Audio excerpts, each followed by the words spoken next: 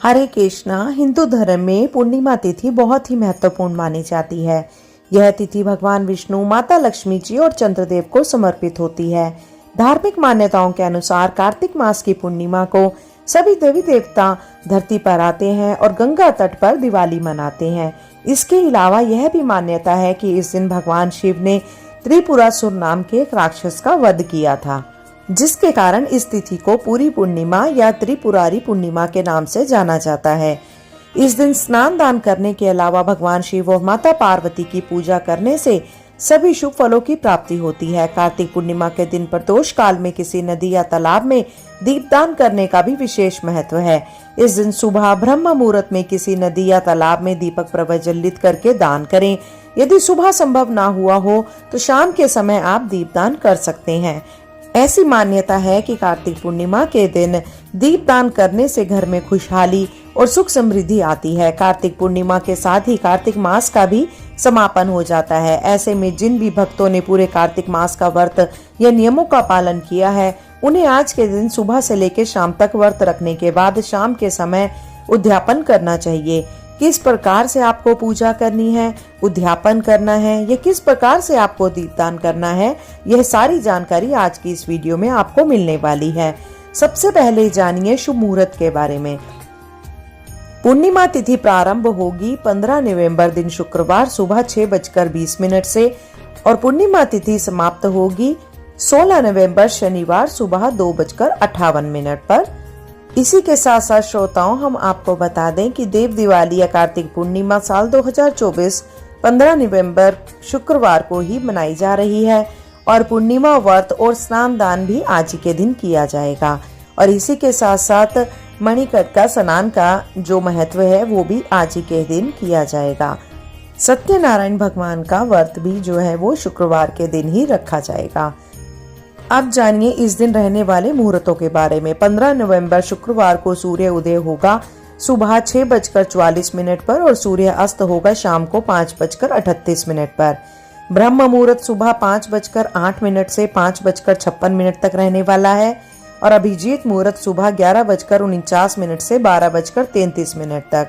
अमृत काल शाम को 5:38 से 7:04 तक रहने वाला है और राहु काल सुबह 10:30 से 12 बजे तक रहेगा। कार्तिक पूर्णिमा के साथ ही कार्तिक मास की भी समाप्ति हो जाती है। ऐसे में जिन्होंने भी पूरे कार्तिक मास व्रतों का पालन किया है, नियमों का पालन किया है, उन्हें इसी दिन ही उद्यापन किया जाएगा। दीपावली यानी कार्तिक पूर्णिमा के दिन पूजा के शुभ मुहूर्त इस प्रकार रहेंगे, जिसमें सुबह की पूजा का शुभ मुहूर्त सुबह 5:24 से 6:44 तक रहने वाला है और शाम की पूजा का शुभ मुहूर्त 5:27 से 6:47 तक रहने वाला है।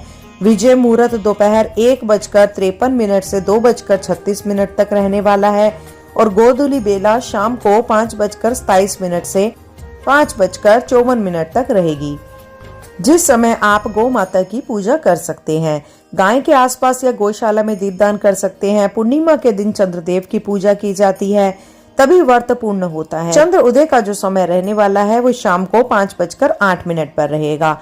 इस समय में आप जो है वो चंद्र देवता को कभी भी अर्घ देकर अपने व्रत का पारण कर सकते हैं। सत्यनारायण भगवान की कथा का पाठ करने से अभिजीत मुहूर्त और तुलसी विवाह के लिए गोधूली बेला का मुहूर्त आज के दिन उत्तम रहेगा। तो आप इन मुहूर्तों में यदि चाहे तो तुलसी जी का विवाह करा सकते हैं। यदि आपकी इच्छा हो और आप एकादशी के दिन तुलसी जी का विवाह ना करा पाए हो तो क्योंकि देव उठान एकादशी से लेकर कार्तिक पूर्णिमा तक तुलसी जी का विवाह किया जाता है। पूर्णिमा तिथि पर सुबह हो सके तो किसी पवित्र नदी में या जल में सरोवर में स्नान करना चाहिए। ऐसा संभव ना हो तो स्नान के पानी में गंगा जल और काले तिल मिलाकर स्नान करना चाहिए। कार्तिक पूर्णिमा के दिन तुलसी जी की जड़ की मिट्टी लेकर अपने मत्थे पर, अपने शरीर पर लगाने से थोड़ी देर के बाद आप स्नान कर सकते हैं। ऐसा करने से भी गंगा स्नान का पुण्य प्राप्त होता है। स्नान करने के बाद सूर्य देव को जल का अर्घ दें। 1 लोटा जल अपने पितरों को समर्पित करें। फिर मंदिर में एक चौकी स्थापित कर कलश की स्थापना करें। कलश की स्थापना करने के साथ ही भगवान गणेश जी, भगवान श्री विष्णु और माता लक्ष्मी जी और पूरे शिव परिवार की प्रतिमा या तस्वीर का भी स्थापना करें, क्योंकि इस दिन दोपहर के समय श्री सत्यनारायण भगवान की कथा का पाठ किया जाता है। यदि आप भी हर पूर्णिमा व्रत में सत्यनारायण भगवान की कथा का पाठ करते हैं तो सत्यनारायण भगवान की प्रतिमा या तस्वीर की भी स्थापना आपको करनी चाहिए। यदि आपके पास सत्यनारायण भगवान की प्रतिमा या तस्वीर नहीं है तो आप विष्णु भगवान की ही प्रतिमा का भी पूजन कर सकते हैं। अब धूप दीप जलाकर सभी प्रतिमाओं को या तस्वीरों को स्नान का भाव कराने के साथ ही सभी पर तिलक लगाने के बाद वस्त्र रूपी कलावा अर्पित करेंगे, जनेऊ अर्पित करेंगे। माता लक्ष्मी को लाल चुनरी या श्रृंगार की सामग्री अर्पित करने के साथ ही तुलसी माता का पूजन भी इसी दिन करेंगे। तुलसी माता को यदि आपने लाल चुनरी नहीं चढ़ाई है तो आप लाल चुनरी उड़ा सकते हैं। सिंदूर और सुहाग की जो भी सामग्री आप अर्पित करना चाहते हैं वह भी तुलसी जी को आप इसी दिन अर्पित जरूर करें। सुबह की पूजा में आप फल या दूध से बनी मिठाई का पंचामृत का भोग सभी देवताओं को लगाएं और ध्यान रहे कि भगवान विष्णु को आप भोग लगा रहे हैं या सत्यनारायण भगवान को भोग लगाते समय तुलसी का एक पत्ता जरूर रखें। फिर कथा का पाठ या श्रवण करें। श्री विष्णु चालीसा पाठ, श्री लक्ष्मी चालीसा का पाठ करने के बाद सबसे अंत में कपूर जलाकर आरती करें और पूजा पाठ में हुई गलती के लिए क्षमा मांगे। दिन भर उपवास रखें। पूर्णिमा के व्रत में नमक का सेवन नहीं किया जाता। इस व्रत में केवल मीठा फलाहारी किया जाता है। मीठे में आप शाम के समय खीर बनाकर पहले उसका भोग भगवान गणेश और माता लक्ष्मी जी को, फिर चंद्र देवता को अर्पित करने के बाद उसे प्रसाद रूप में ग्रहण कर सकते हैं। जो लोग इस दिन अन्न ग्रहण नहीं करते वह केवल फलाहार कर सकते हैं। फलों का जूस, दूध से बनी मिठाई, दही का, गुड़ का सेवन भी आप इस व्रत में कर सकते हैं। दिन भर उपवास रखने के बाद अपने सामर्थ्य के अनुसार आप दान दक्षिणा भी किसी निर्धन व्यक्ति को दे सकते हैं। दान सामग्री आज के दिन आप दान में देना चाहते हैं। सुबह की पूजा करते समय चौकी पर दान की सामग्री भी रखें और उसके बाद दान कर दें। दान करने के बाद कभी भी आपको दान का गुणगान नहीं करना चाहिए। किसी व्यक्ति को बार बार नहीं बताना चाहिए। ऐसा करने से दान का पुण्य नष्ट हो जाता है। शाम के समय एक बार फिर से पूजा करें। पूजा करने के समय, क्योंकि आज के दिन देव दिवाली मनाई जाती है, शाम के समय घर, मंदिर, पोखर, तालाब, गौशाला जी के या पौधे, पवित्र जितने भी हैं वृक्षों के नीचे आप दीपदान कर सकते हैं। जिस तरह से दिवाली मनाई जाती है उसी तरह से आप अपनी समर्थ के अनुसार 21, 41, 51 या 108 दीपक भी जला सकते हैं।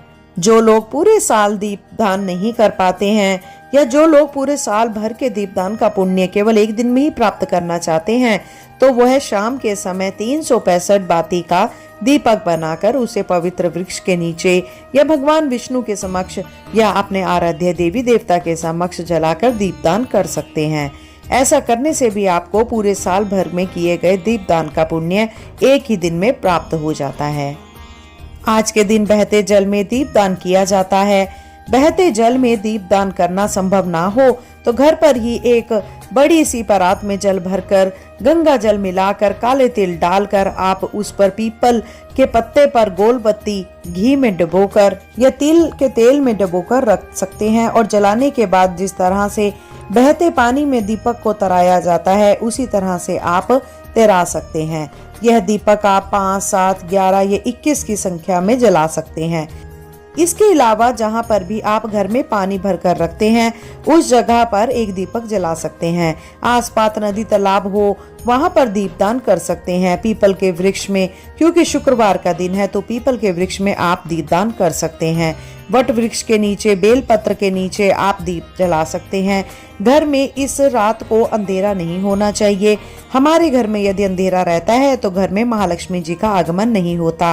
तरह तरह की आर्थिक समस्याएं आ सकती हैं और हर कोई चाहता है कि उनके घर में स्थायी लक्ष्मी का वास रहे। तो आज के दिन महालक्ष्मी जी की पूजा विधि विधान से करनी चाहिए। जिस तरह से आप दीपावली के दिन कुबेर देवता महालक्ष्मी जी का पूजन करते हैं, कौड़ियों की पूजा करते हैं, कौड़ियों को महालक्ष्मी जी को समर्पित करते हैं, उसी तरह से आज के दिन आप पूजा कर सकते हैं। महालक्ष्मी जी को कौड़ी, कमल गट्टे प्रिय हैं तो आप उन्हें अर्पित कर सकते हैं। पहले से यदि आपके पास हैं तो आप उन्हीं पर गंगा जल से धोकर फिर से माता लक्ष्मी जी को समर्पित कर सकते हैं। शाम की पूजा में सूर्योदय से पहले आप खीर बनाकर रखें और खीर का भोग पहले भगवान गणेश जी को, माता लक्ष्मी जी को अर्पित करें। चंद्रोदय होने पर 1 लोटा जल लेकर छत पर जाएं या फिर जहाँ कहीं भी आपके घर पर चंद्रमा दिखाई देते हो वहां से आप चंद्र देवता को अर्घ दे सकते हैं। अर्घ देने वाले लोटे में थोड़ी मिश्रित शक्कर, पताशे या एक सफेद पुष्प डालकर ओम सह चंद्राय नमः मंत्र का जाप करते हुए अर्घ देना चाहिए। अर्घ देने के बाद धूप दीप से चंद्र देवता की आरती उतारे। अपनी ही जगह पर खड़े होकर 3 बार परिक्रमा करें। खीर का भोग या दूध से बनी मिठाई का भोग चंद्र देवता को अर्पित करें। कार्तिक मास के उद्यापन के लिए आप चाहें तो कच्चा अनाज जैसे भोजन बनाने वाली सामग्री या फिर पका हुआ भोजन जो सात्विक होना चाहिए आप बनाकर उसे दान में रखने के लिए दे सकते हैं। अपनी सामर्थ्य के अनुसार आप धोती, अंगोछा या एक रुमाल जिसके साथ कुछ दक्षिणा, फल, मिठाई रखें। क्योंकि कार्तिक पूर्णिमा है तो काले और सफेद तिलों का भी दान आपको करना चाहिए। काले सफेद तिल भी आप दान के लिए रखें और साथ में कोई भी कच्चा अनाज रखें जिसको आपको सम्मान सहित अपने घर पर चाहे तो पुरोहित जी को बुलाकर यानी ब्राह्मण देवता को बुलाकर उन्हें देना है, या ऐसा संभव ना हो तो आप मंदिर में भी दान की सामग्री भिजवा सकते हैं।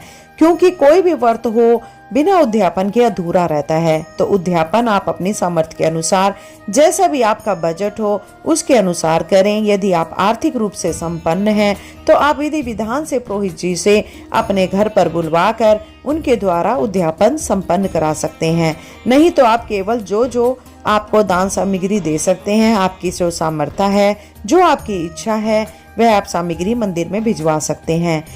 पूर्णिमा में दिन के समय आप गौ माता को गो ग्यारस खिलाएं, रोटी, गुड़ या हरा चारा खिला सकते हैं। पक्षियों के लिए भी दाना पानी आज के दिन जरूर रखना चाहिए। और यदि घर पर कोई भी याचक आ जाए तो उसे खाली हाथ बिल्कुल नहीं लौटाना चाहिए। शाम की पूजा के बाद और उद्यापन करने के बाद आप फलाहार कर सकते हैं, क्योंकि आपको कार्तिक पूर्णिमा के दिन भी व्रत रखना होता है और अगले दिन ही आपको अन्न ग्रहण करना चाहिए, क्योंकि कार्तिक पूर्णिमा के दिन ही पंचपीकू व्रत भी समाप्त हो जाते हैं। पंचपीकू व्रत में आपको 5 तरह की कोई भी चीजों का दान करना चाहिए, जो भी आपकी इच्छा हो। 5 तरह की सामग्री, 5 तरह के वस्त्र और 5 तरह की फल, मिठाई या 5 तरह के अनाज या कुल मिलाकर सभी चीजों को मिलाकर 5 की संख्या हो जानी चाहिए, तो उसका भी आप दान कर सकते हैं। कोई भी सामग्री हो उसके साथ कुछ ना कुछ दक्षिणा आप जरूर रखें। दक्षिणा के बिना दान अधूरा रहता है। अगर आप कार्तिक पूर्णिमा के दिन तुलसी जी का विवाह करा रहे हैं तो आपको तुलसी जी के पौधे को अपने आसपास किसी मंदिर में रख देना चाहिए, क्योंकि जिस तरह तुलसी का विवाह कराते हैं ऐसा कहा जाता है, ऐसे लोगों का विश्वास है, माना जाता है कि उस तुलसी जी को फिर घर में नहीं रखा जाता। जिस तरह से बेटी की विदाई कर दी जाती है विवाह के बाद, उसी तरह से ऐसा मानकर उन्हें घर से विदा कर दिया जाता है। उनकी जगह पर नया तुलसी जी का पौधा आप गमले में लगा सकते हैं। कार्तिक पूर्णिमा के दिन कुछ ऐसी जगह है जहां पर आपको दीपदान जरूर करना चाहिए, जैसे कि घर के दोनों तरफ मुख्य द्वार पर, और एक दिया दक्षिण दिशा की तरफ मुंह करके और एक दिया उत्तर दिशा की तरफ जहां पर महालक्ष्मी जी का वास स्थान माना जाता है। दिया जलाते समय महालक्ष्मी जी का आवाहन जरूर करें। तामसिक चीजों का सेवन इस दिन नहीं करना चाहिए। नाखून, बाल इत्यादि नहीं काटने चाहिए। यह थी आज की वीडियो। श्रोताओं, अगर यह जानकारी आपके लिए थोड़ी सी भी उपयोगी हो तो आप कमेंट बॉक्स में जय माँ लक्ष्मी, जय श्री सत्यनारायण भगवान जरूर लिखिएगा और इस वीडियो को ज्यादा से ज्यादा शेयर करें, क्योंकि ज्ञान बांटने से ही बढ़ता है। अगर आप चैनल पे नए हैं तो कृपया करके सब्सक्राइब अवश्य करें। श्रोताओं, जल्द मिलते हैं नई वीडियो, नई जानकारी के साथ। जब तक के लिए जय श्री कृष्णा, राधे राधे।